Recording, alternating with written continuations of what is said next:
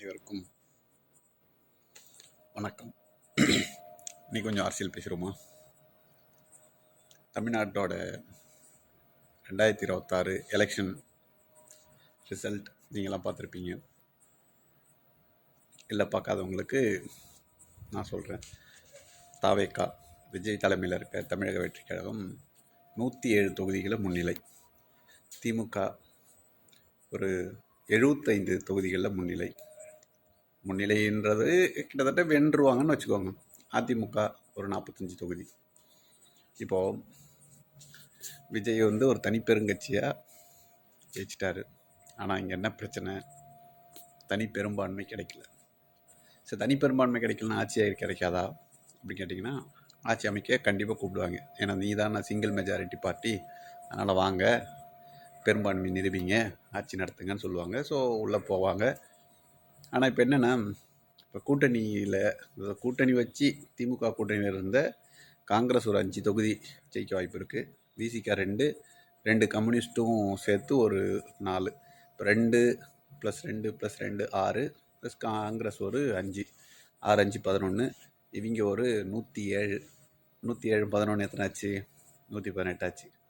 இது மட்டுமே போதுமானு கேட்டால் பெரும்பான்மை நிரூபிக்க இது போதும். ஆனால் இந்த 118 வச்சுக்கிட்டு ஆட்சி வந்தோம்னா எப்படி சொல்கிறதுனா, ஒருத்தனோட சப்போர்ட்டில் ஒரு சைடு ஒரு நாற்காலியில் 3 சைடு நம்மளே பலமாக இருக்கிறோம். ஒரு சைடு மட்டும் ஒரு சப்போர்ட் வாங்கி வச்சுன்னு வைங்களேன். இந்த சப்போர்ட் வாங்கினவன் என்ன பண்ணுவான்? நம்மளை எதுவுமே சரியாக செய்ய விட மாட்டான். ஏன்னா அவன் சப்போர்ட்டில் செய்கிறோம். நம்ம ஏதாச்சும் ஒன்று செய்கிறோம், அது அவனுக்கு. ஏன்னா அவங்கெல்லாம் முன்னாடியே பழந்து இன்னும் கொட்டப்பட்டவங்க. நம்ம எதையாவது ஒன்று செய்கிறோமா, அவனுக்கு பேக் ஃபயர் ஆச்சுன்னா உடனே நான் உருவிட்டு ஓடிடுவேன்னுவான். உருவிட்டு ஓடனா விழுந்துருவோம். இது ஒரு பெரிய பிரச்சனை விஜய்க்கு. அது போக விஜய் சொன்னதை எல்லாத்தையும் செய்யறதுனாலே அதுக்கு பெரிய அளவில் யோசிக்கணும். ஏன்னா நீங்கள் தெரிஞ்சிருக்குன்னு நினைக்கிறேன் உங்களுக்கு எல்லாருக்கும். அவரோட தேர்தல் வாக்குறுதிகள்: படித்து வேலை இல்லாத பட்டதாரிகளுக்கு மாதம் 4000, குடும்ப பெண்களுக்கு, இந்த குடும்ப தலைவிகளுக்கு மாதம் 2500, ஒரு குடும்ப அட்டைக்கு 6 சிலிண்டர், அதுபோக கல்விக்கடன் 25,000 வரைக்கும் கொடுக்கப்படுன்றோம். 25 லட்சம். ஆமாம், இது 25 லட்சமும் சொல்லியிருக்காப்புல.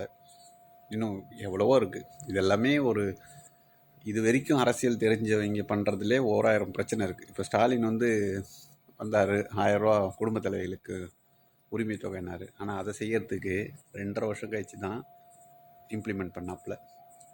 இப்போ 2500 ரூபாய் எப்போ கொடுப்பார்? எப்படி கொடுக்க முடியும்?